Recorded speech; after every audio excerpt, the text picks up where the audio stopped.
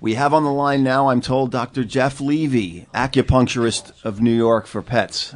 Yes, Dr. I'm on the Levy, line with Dr. you. Jeff, thanks for coming on. You prefer Dr. Jeff, right? Most people call me Dr. Jeff. It's a little informal. You're not exactly like the most formalized, stiff type of guy. You're a people person. You're a pet person. So I guess it makes sense. Well, that comes naturally because I spend most of my time as a practitioner on the floor. That's right. That's right. So the visits I went with you, I mean, this isn't an examining table. You go into these people's homes, and you're kind of flopping down on the rug or whatever with the pet. I mean, one of the reasons is the pet likes to be comfortable. You want the pet to be comfortable. The pet wants to be comfortable. Right. Well, the whole, right? from the get-go, it's something of a animal behavioral issue because dominance. I mean, you don't want to be towering over your pet when you're establishing a relationship with an animal. You need to be at least an equal, if not lower than they are, so they're comfortable with you. And that's the first point in establishing a connection and relaxation on their part, because essentially acupuncture is in part to help them relax, besides help them with their medical issues. Right. So you want them to actually, even when you're greeting the animal, whether it's a cat or a dog, and of course, these animals cats and dogs can be different in the way that they greet a stranger. I mean, some of these animals are skittish, and if you walk in and you don't know the animal very well, they could be really put off by you, right? So, I mean, that's sure. very important, especially when you first meet. They say you can't, there's no second chance to make a first impression, and especially in the animal world. If you get off on the wrong sniff, so to speak, you could be in trouble. Yeah. All right. So then describe for listeners how it goes. Like, I mean, whether you're treating them for, I saw you were treating like cancer patient dog, or you're treating an animal who had, an older dog that had lost the use of its hind legs, and now and the acupuncture helped them kind of regain some mobility. Sure. Or whether it's that, or even just really skittish animals who have problems being moved to animal hospitals or vets' offices because the size of the dog or the skittishness of the animal has never left the apartment, that type of thing. Or some of them are behavioral problems, right? I mean, the one cat, you said a 2-towel cat because they have to be wrapped in 2 interesting. towels. Actually, on my Instagram page, we have an interesting video of what is called a 2-towel cat, because a lot of these pets do better in a home setting. They're weak, they're fragile, they're not very mobile, they're in pain. And in the cat world, I always quote the statistics: 9 out of 10 cats prefer a house call visit rather than going to their vet. They do polls for these things, or what? No, that's a personal poll. Asking the dogs and cats I meet up with. But and I think any vet will tell you that cats are a little bit more discerning in terms of their choice to be transported or not. Yeah. Uh-huh. But would you like? I'm speaking with Corey, right? Yeah. Oh, so Corey, you came with me on these visits. So would you like me? What would you like me to describe? So how does a typical visit go? I mean, and what are you there for typically? Okay, well, the requests range. The classic, as in human beings, the classic is orthopedic issues, degenerative joint disease, or arthritis. So my classic call is for usually a larger breed dog who has problems with the hips, trouble getting up and down. Maybe it's a Labrador Retriever or a setter that is slowing down. So basically we call it a geriatric tune-up. I also, and one of the things is I first do a fairly thorough interview over the phone to make sure the pet has been checked out medically by either the regular veterinarian or the veterinarian who's referring to me. Mm. I want to make sure we don't have any other underlying medical issues. Often they'll forward me the medical records so I can look through it. When we establish the animal has an issue that could possibly be addressed with acupuncture, the classic is arthritis. Again, larger dog, hard trouble getting up, getting down. But we have all types of, for instance, in the cat world, I get a lot of cats who have inflammatory bowel disease or pancreatitis. I get occasional behavioral issues in terms of perhaps aggressivity with other pets in the street, or separation anxiety is a big one, where people leave the home and the pet tries to tear up the house when they're out. So it can range a whole host of issues. Yeah. And let me just jump to the way you get around. I mean, because you do make these house calls and you make them by subway, so you do spend a lot of time on the trains, right? I mean, the one we went to, a couple of the ones, one of the ones we went to was, well, one was on the Lower East Side, pretty far on Grand Street, all the way to the river, and you get to hoof it all the way there, or take the bus. Notice that you're in the spirit. Yeah, you're saying we had to hoof it. We had to hoof it, yeah. Yeah, right. I am talking to a pet guy. Yeah. And also then we went to Bay Ridge. It was like what, three or four a bus and 3 trains or something. I mean, this is really, you going out of your way to make these calls. Well, I can't say right? no. And I try to work it out. My idea is to try to provide pets, as far and wide as I can do, at a reasonable cost. And which is what? What is your base? I mean, what is your range? first visit usually runs. If I can get there in a reasonable amount of time, the initial cost of a visit is $195, and it includes the homework I'll do behind the scenes, talking with the doctor. And there's no insurance for this stuff, right? Well, actually, insurances do cover it. A lot of insurances do cover it. I'm not an expert in the issue, but I do provide people, with the receipts, fill out their claim forms, and supportive documentation when they need it. So many people are quite satisfied in terms of what their insurance coverage is. Yeah. But it's hard for me to advise because plans vary. Right. Do they have Obamacare for animals? I called. Long story short, I once met an Obama impersonator a good number of years ago, and I asked him if he was supporting the National Pet Care Act, but that goes back a while. Right. But.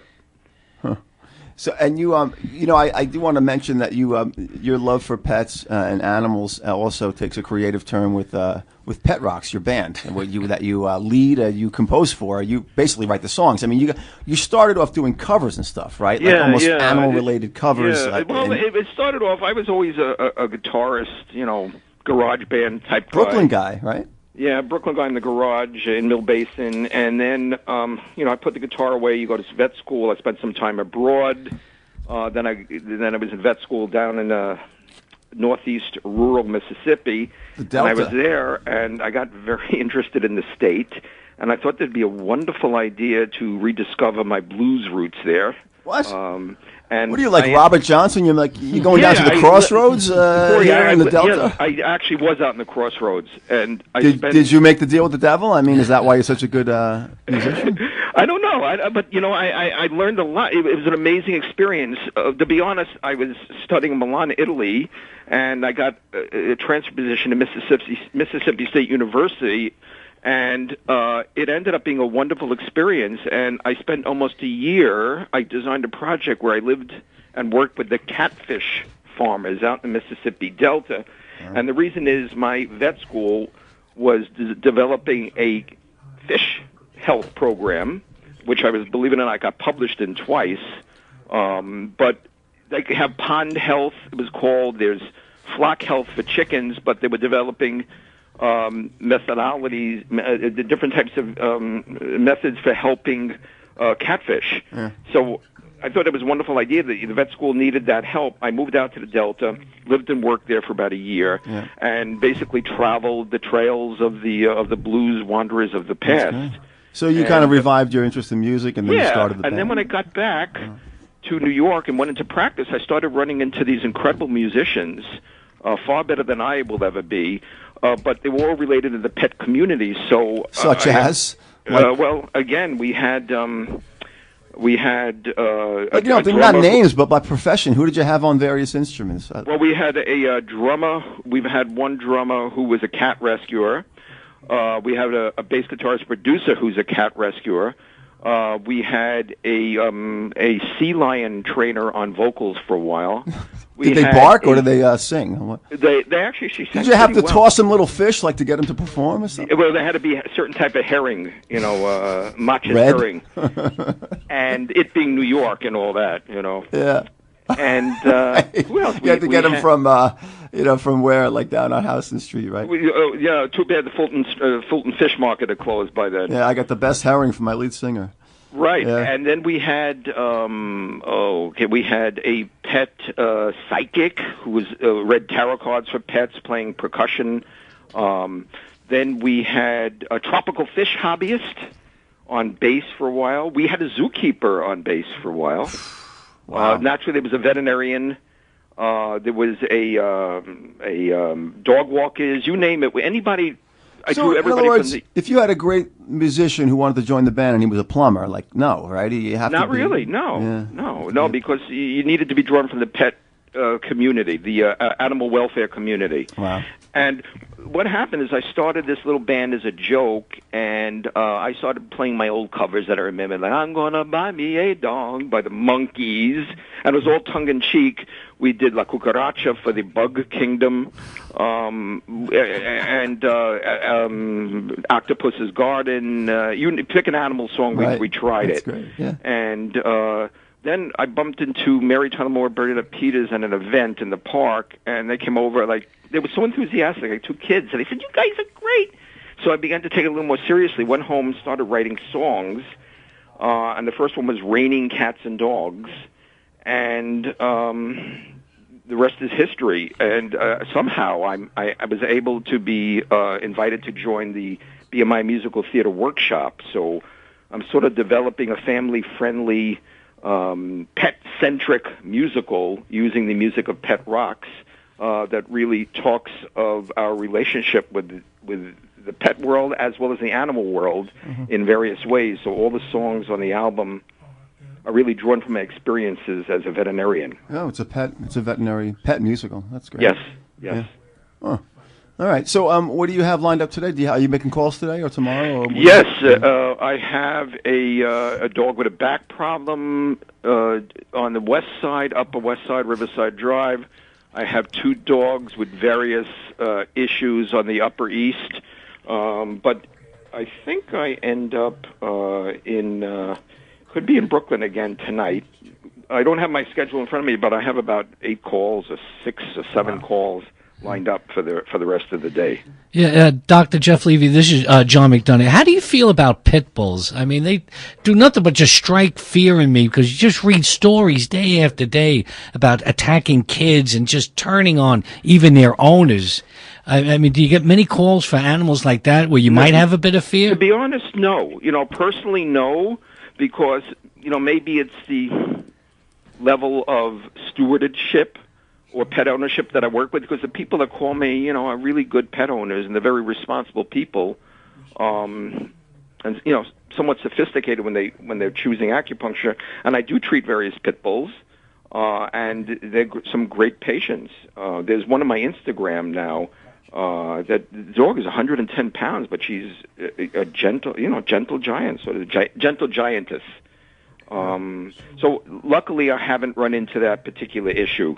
But they're big, strong animals, and I treat them with respect and caution you should if you have a pet of that, size and that strength. Yeah, especially when you're sticking sharp objects in the pit bull. Absolutely, right? Corey. Yeah, you're right. Yeah. And just describe for listeners what it's like when you're putting the needles in these meridian points or whatever these energy points. Yeah. I mean, what I saw was the animal completely relaxes immediately, if not just passes out, naps. It's pretty amazing. Well, first thing I do is I like to put a couple of points on the head. It's a calming point. In Chinese, it's called Bao Wei. It's the meeting of all the yin, that is the relaxing meridian of the body that converge on the top of the head. Don't try this at home. But you could see in my videos as well. So that our first point is a calming point. I let that settle a little bit. It's likely we have endorphin release because most of the animals just settle down really nice, and then I go ahead with the rest of the points.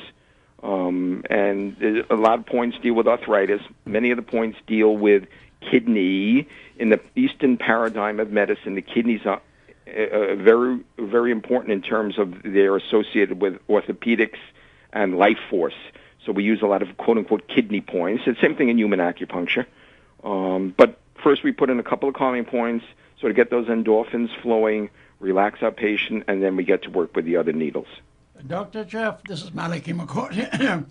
Hi there. Well done.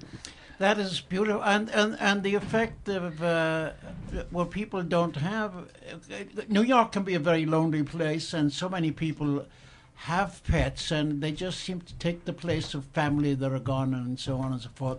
But I was wondering, did you ever come across a man named Dr. Joel Gold, who has written several books about pets and people, and he's a therapist? Yes, yeah, I've met Joel many times in the past. Yeah. So I just was... we've run into in various animal charity events. Yeah. We've run into each other, and we've had some long discussions, and I know he's one of the pioneers in the field. He certainly is, so I thought perhaps you would know Yeah, him, you know, it's really I know he works a lot with bereavement. He does, and, yes. You know, one of the things about being a veterinarian, like, you know, being a physician, too, is often you're called to fill the shoes of a chaplain or a priest or a rabbi, because there is a lot of loss, and a lot of my patients are seniors, senior pets, they're geriatrics, they're dealing with sometimes terminal issues. Yeah. So that discussion comes up very often, and bereavement is an important part of veterinary practice, bereavement counseling, to be honest. Well, the thing about the longevity of a pet, of course, is much less than the human being. And so are people prepared for the death of the pet? And how can they get over that? Do they get another pet, or what happens there? You know, in seeing so many years of loss, I've become very... open-minded about the whole process. Yeah. And I really, when I first went into practice, honestly, I used to think that talking people up or giving them suggestions was the right thing to do. Yeah. And I really realize now that it's not so much being smart about it or coming up with the right suggestion. Yeah. I think it's more being there. Yes. And empathy and just being available, because everybody processes grief in their own way. Yeah. Some people go out the next day and adopt a pet or buy a pet or whatever it is the next. So when I lost my cat of 20 years myself, I waited, 2.5, 3 years until I was ready for the next big commitment. Into your heart again. Everybody has their own way, and I sort of sense who this person or before I make the suggestions. And how about there's a man, I have written a book called Death Need Not Be Fatal, and I'm struck by, particularly in America, the avoidance of using the word death, because it, pass away, gone, no longer with us, and euphemism. Now, one which applies to pets, generally speaking, is the euphemism of put down. Yeah. And how does that do anything? I mean, you're essentially killing the pet. I mean, that's what's happened. You could never say that, could you? I never use that term. Yeah. Personally, I don't find that it's a term that appeals to me. Yeah. And I never really, I never really even researched a term because I never quite understood it. Yeah. But it's not a term I ever used. And professionally amongst colleagues, the term is euthanize. Yeah. Oh, I see. Yeah. But that's a good question. There is a lot of euphemism, especially in this culture. I guess we don't really have Days of the Dead where we really directly look at it. I mean, I spent time in Italy. They had their Day of the Dead. I know South American countries have that. Yeah. And there is a lot of euphemism and a lot of talking around it. Right. But that's a good point. Good point, and it's not always a thing we prepare for. But we veterinarians deal with it all the time, so I guess we're sort of good at that in a certain way. Okay, Dr. Jeff Levy is educating us on pets and his interesting profession of Corey, I did traveling. want to give a shout out to John, there's a cab driver amongst your group. Yes, John McDonough, yeah. John, my grandpa drove a checker. I got a huge checker for 30-plus years in Manhattan. Well, Dr. Jeff... did he have a one-man show, though? Hopefully he sold his medallion about 2 years ago. Hopefully he sold it 25 years ago. Yeah. But I learned to drive on a checker with the phone books underneath my seat when I was a little kid. And, that steering wheel really built your muscles and the brakes. That was the days before power steering and power brakes. Yeah, well, we're actually going to our next guest. We're going to be talking about the industry and about what Cuomo did with congestion taxing below 96th Street. So that's very appropriate. You provided the segue. You still drive? Yes, I do. Unfortunately. Well, my best to you, because every cab driver I speak to, I have to honor, because that's not an easy thing to do. And it's getting worse. So yeah, I imagine. So just that. So listen, thanks for coming on. And let me just say, let me plug Dr. Jeff quickly. You can his website is House Call Vet NYC. That's House Call Vet NYC, all one word .com. And there's also the band is Pet Rocks with an X. Right, it's PETROX music.com. Right, There's our website. Music. You can hear our album just sniffing around if you go to the Sample Us Just link. Sniffing around. Thanks a lot, Dr. Jeff. Thanks, guys. Have a wonderful day.